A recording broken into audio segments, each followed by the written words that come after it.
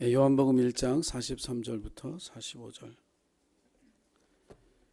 우리 같이 말씀 읽겠습니다. 43절부터 45절 시작.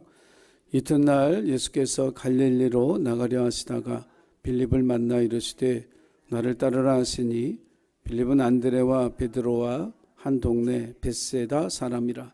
빌립이 나다나엘을 찾아 이르되 모세가 율법에 기록하였고 여러 선지자가 기록한 그 일을 우리가 만났으니 요셉의 아들 나사렛 예수니라. 아멘. 예수님의 제자가 12명인데 사실 복음서에서 많이 언급되는 제자는 몇 명 되지 않죠. 베드로나 요한 혹은 도마 이런 어떤 성경 속의 이야기를 통해서 우리에게 알려진 제자들이 있지만 사실 이 빌립 사도는 그렇게 잘 알려져 있지 않습니다. 한 동네 베세다 사람이라고 해서 이 빌립이 어부였을까? 이것도 명확하지가 않고요. 또 빌립은 베드로 같은 경우에는 이렇게 되게 앞장서서 주님의 수제자처럼 예수님을 섬겼는데 빌립은 어떻게 예수님을 어떤 모습으로 섬겼는지 이것도 사실 복음서를 다 들여다봐도 나타나 있지를 않습니다. 나중에 물론 이제 히에라볼리스라고 하는 곳에서 순교한 것으로 전해지는데 이 빌립이 중점을 두고 했던 사역이 무엇인가에 대해서도 사실 정보가 너무 부족합니다. 근데 이제 감사하게도 오늘 이 요한복음 1장에 빌립 사도에 대한 이야기가 하나 나와 있죠. 그것은 뭐냐면 예수님의 부르심을 받자마자 이 빌립의 마음속에 자기의 친구 나다나엘을 찾아가서 예수를 전하는 그 모습이 오늘 이제 요한복음 1장에 기록이 되어져 있습니다.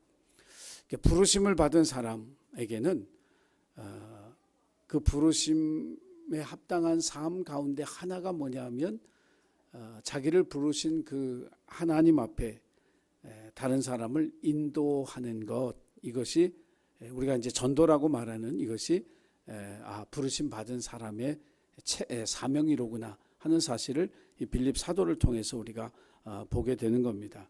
그래서 예수를 믿기 시작하면서 곧바로 나다나엘에게 전도했던 이 빌립의 전도를 통해서 저와 여러분도 하나님의 부름을 받은 사람들인데 우리에게도 빌립과 같은 전도의 사명이 있다. 한 영혼을 하나님 앞에 인도하는 그런 사명이 있다라고 하는 사실을 다시 한번 생각하면서 저와 여러분에게도 전도자의 삶이 있어서 영혼의 열매를 맺기를 주님의 이름으로 간절히 부탁을 드립니다. 이제 나다나엘하고 빌립이 어떤 친구냐 이것도 사실 잘 모르겠습니다. 근데 다만 이야기하는 것들을 보면 아마 율법에 대해서 아마 서로 함께 이렇게 공부하고 토론하고 의견을 주고받는 그런 사람들이었던 것 같아요. 그런데 예수님 시대에 율법에 관심이 있는 사람들은 주로 바리새인들 아니면 서기관들이거든요.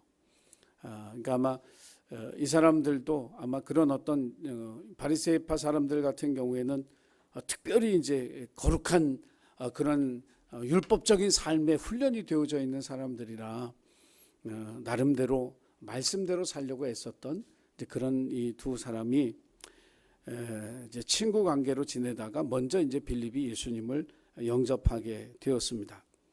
근데 가만히 이렇게 읽어보면, 이게 본문을 읽어보면 나다나엘이 이제 빌립보다는 좀 더 많이 배우고 좀 더 많이 가졌고 또 신분적으로도 조금 더 낫지 않았는가 하는 그런 느낌을 이 본문 말씀 속에서 이렇게 느끼게 되거든요. 사람이 이렇게 전도할 때 자기보다 이렇게 나은 사람에게 전도하는 건 약간의 부담감이 있어요. 우린 없죠. 우린 없는데 다른 사람들은 부담감을 조금 갖는 것 같아요. 나보다 좀 못한 사람에게 이렇게 전도하는 건 조금 그래도 부담감이 좀 덜한 것 같은데 나보다 잘 살고 나보다 더 가졌고 나보다 더 배웠고 나보다 더 신분적으로 높다. 그럼 뭔가 이게 좀 부담감 같은 거가 이렇게 생기는 것 같아요. 거절당할 가능성이 이제 크다 이렇게 생각하기 때문에 그런 거죠. 전도할 때 어떤 분들은 그래요. 용기가 있어야 된대. 용기 있어야 됩니다. 물론 그 전도 훈련 이렇게 받으면요, 정말 이렇게 생판 처음 보는 사람한테 가가지고 복음 전하는 거잖아요. 안 해보셨죠? 해보면 진짜 멋졌고요. 이렇게 막 봉변도 당하고요. 어르신들한테 혼도 나고요. 욕도 먹고요. 막 그래요. 근데 참 힘들거든요. 이렇게 한다는 게. 낯선 사람 찾아가서 예수 믿으세요 이 얘기하는 게 쉬운 거 아니에요. 근데 용기도 있어야죠. 그런데 용기보다 더 중요한 게 있어요. 자, 그 외판원이라는 직업 있죠. 외판원. 지금은 외판원 거의 없죠. 요즘은 이제 외판원 별로 없는 것 같아요. 예전에는 이제 물건 가지고 막 집집마다 돌아다니면서 파는 사람들 많았잖아요. 그러니까 그 사람들도 얼마나 용기가 있어야 되겠어요. 생전 처음 보는 사람 앞에 자기가 가진 물건을 팔아야 되니. 그런데 용기보다 더 중요한 게 있어요. 어떤 외판원이 물건을 제일 많이 파는 사람이냐? 용기 있는 사람이 아니라 자기가 가지고 파는 제품에 대한 확신이 있는 사람이에요. 그 제품에 대해 확신을 가진 사람이 많이 팔게 돼 있어요. 좋은 거니까. 세상에 이렇게 좋은 건 내가 처음 봤다고. 하여간 어떤 제품이든 이거 최고라고. 정말 이런 건 나온 적이 없다고. 그 제품에 대한 확신을 가진 사람이 많이 팔게 돼 있어요. 전도도 전 그렇다고 생각해요. 전도도.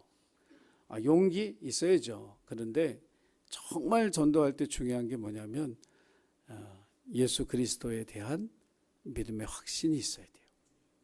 구원의 확신이 있어야 돼요.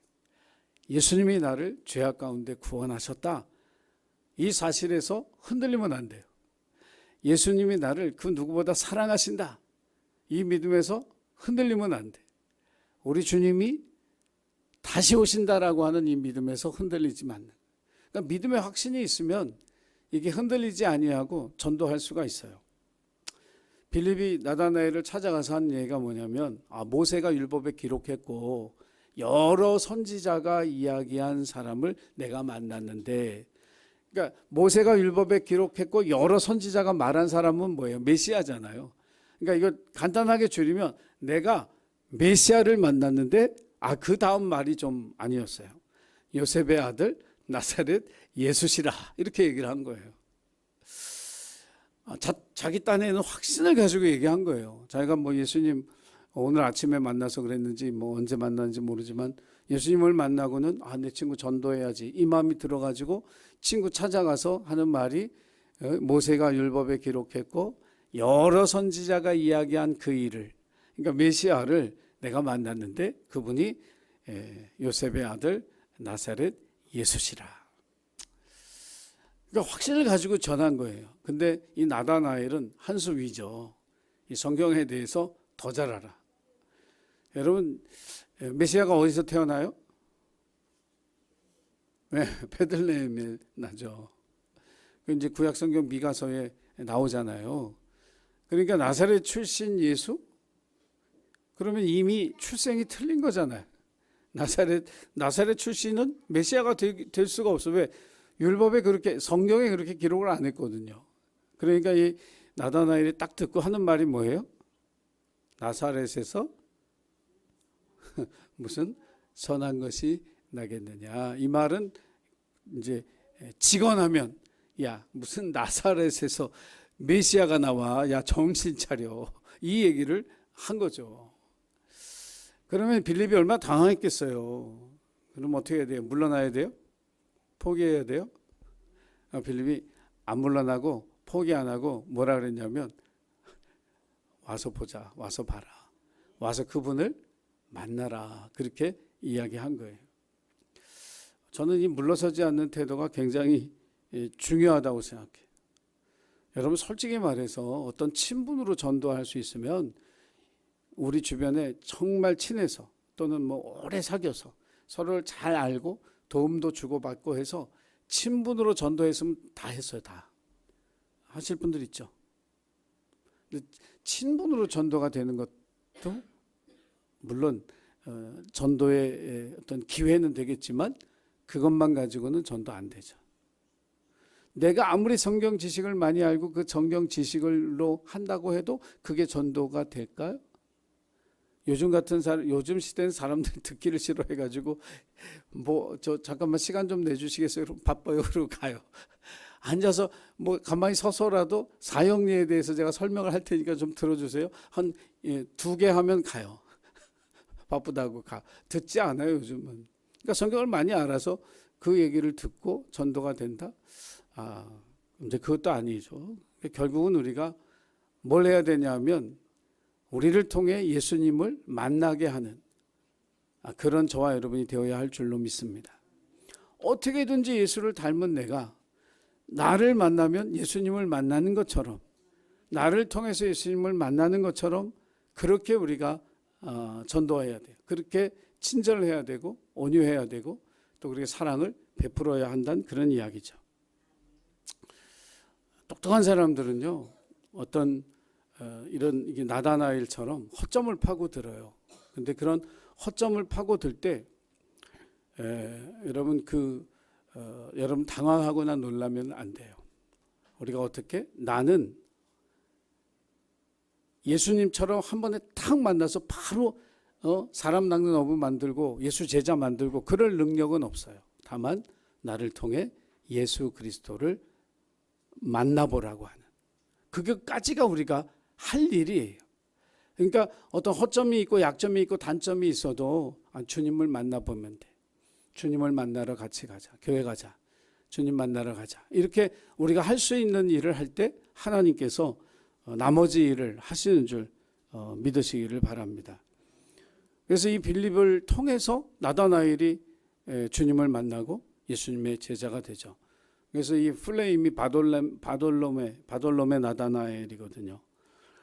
지난 시간에도 우리가 그 바라는 것에 대해서 우리가 배웠지만 이 바라는 말은 누구의 아들이란 뜻이잖아요. 그러니까 바돌로메는 돌로메의 아들이에요. 나다나엘은 하나님의 선물이란 뜻입니다. 그래서 돌로메의 아들 하나님의 선물인 나다나엘, 이 사람이 예수님의 제자가 되어집니다.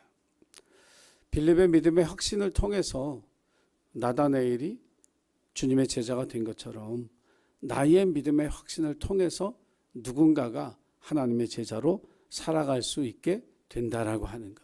이 믿음을 가지고 여러분 이제 우리가 다음 세대를 전도하는 그런 열심을 가지고 노력해야 됩니다.